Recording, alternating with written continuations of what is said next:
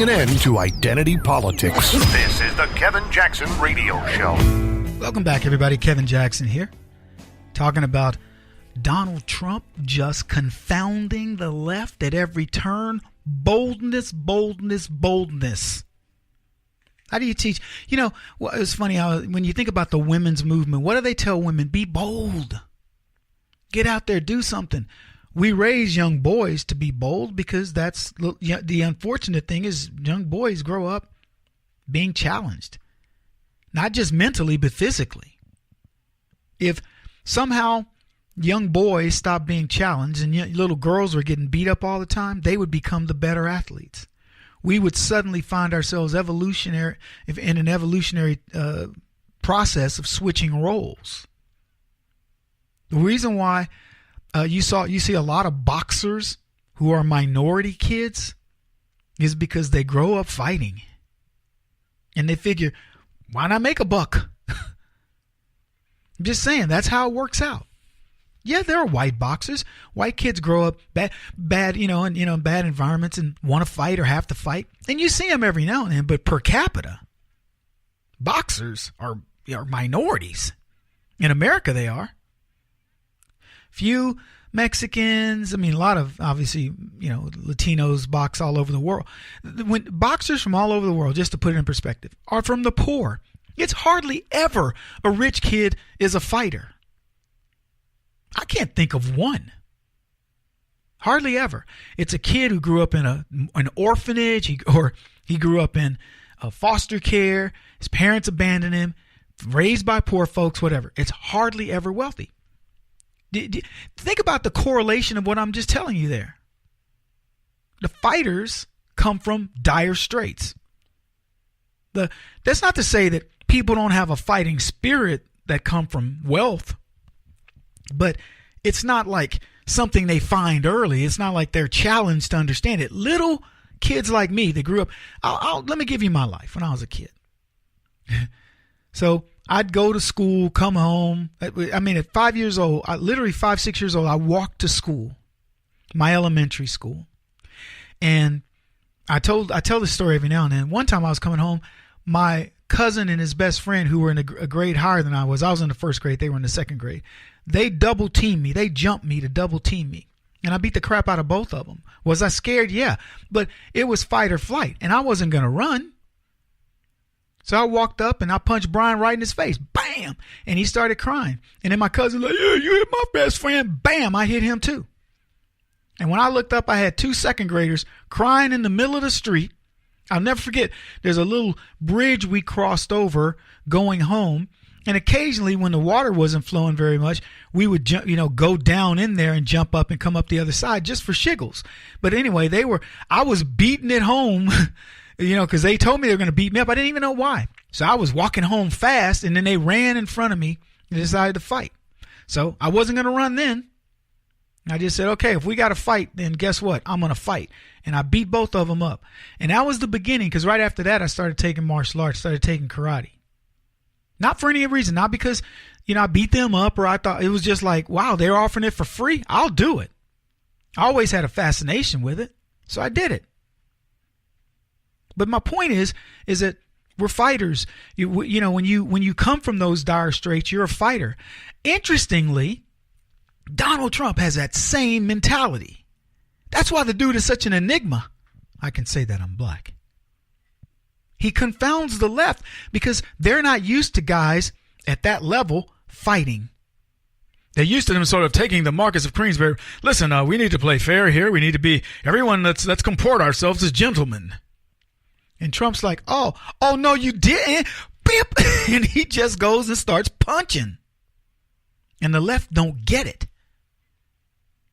And you gotta love it. Things that they think they've won. Oh, we stopped the travel ban. I told you guys on this. Don't make us go find the clips. Go look for that clip. Go look for the clip. Don't make us find the clip where I said to you guys, it's a temporary win for the left. Obamacare, woo, it's not repeal. Where's your repeal? Da, da, da. It's a temporary win for you. The travel ban, whatever. Did I already say that? Maybe I did. Anyway, doesn't matter what they think they've won. They haven't won anything. Good luck with that. He is cleaning the swamp. I was talking to some guy the other day, one of my radio buddies. He says, Kevin, it's funny. The swamp is cleaning itself. I said, the swamp's not cleaning itself. Don't take that away from Donald Trump. The swamp is being cleaned. The reason why Al Franken was made to step down, he didn't want to. Look at this, what he said. It wasn't really, I don't feel like I did anything. I didn't do that. It was during a different time period, whatever. You heard his excuses. I don't need to play the clip. But he doesn't believe he should be out. He said, I felt like I could make a change. I was ready to go. They called him the giant of the Senate. And I called him the giant douche of the Senate. But that's another thing. He was made to step down. There's a war at play. Let me tell you what's going on so you guys will know it for the record. They have cleaned out Conyers. They've cleaned out Al Franken. They don't want to publish the list of people who are on, who we've paid for sexual harassment. We've seen other people, Grijalva and a couple of others that are on the left who've been paid off in funky ways, strange kind of ways, $48,000 here, $27,000 here, whatever. They don't want to tell you. So the Democrats want to pretend we're for women. Look at what we did. We cleaned up our house, and they're hoping that they can, just get our minds off of it. They want all the big names gone. Now they don't care about these other people. If there are any more big names, those guys have been put on notice. You're going to be gone. It's all seats that they can win. I thought Franken's seat might be up, but from what I hear, he's going to be tough to beat. Not him, but to take it from the Democrats because they're so scandalous. We may not win that Senate seat. Now I'm going to tell you right now, I think everything's in play. I don't think we should be saying, "Oh, well, that's a hardcore," except for congressional Black Caucus seats, because Black leftists or they just vote for them no matter what. They love the scoundrels. But guys like Franken, Democrats can say, "Look, we don't like this." It wasn't the Republicans that ran him out. It was a cacophony of leftist women that ran him out. So we are not complicit in any way. But here's the game.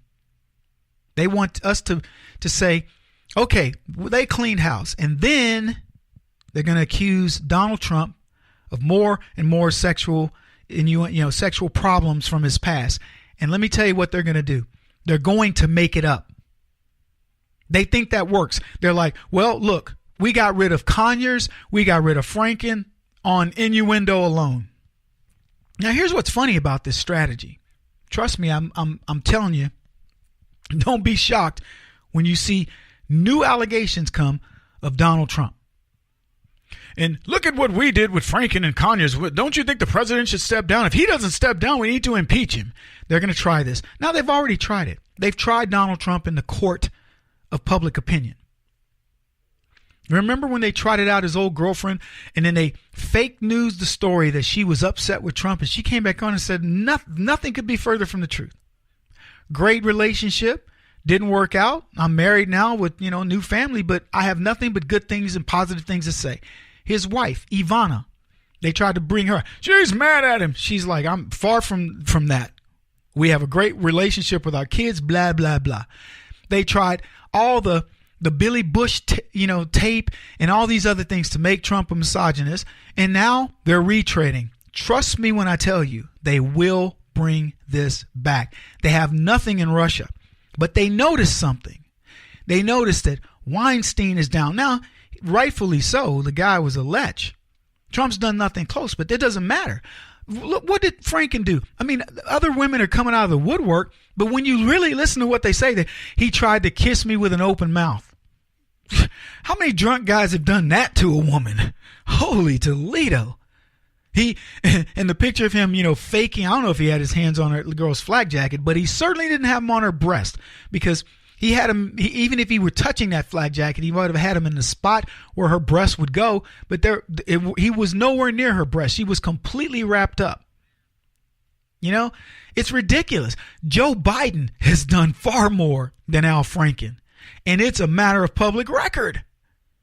Go look at Biden whispering in people's ear, like, hey, baby, what's going on? Ooh.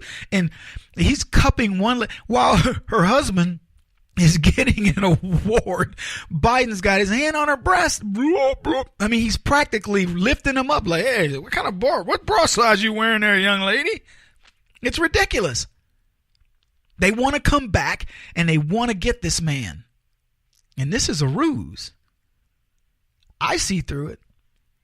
They think that's what's going to bring. It's brought down Weinstein. It's brought down Kevin Spacey. It's brought down Conyers. Now it's going to bring down Franken. And we're going to look like the party that's trying to, save women. Because women need to be saved from these lecherous men. He won't stop until he's the top-rated radio talk show host in America. What kind of weird competitive freak are you? This is the Kevin Jackson Radio Show.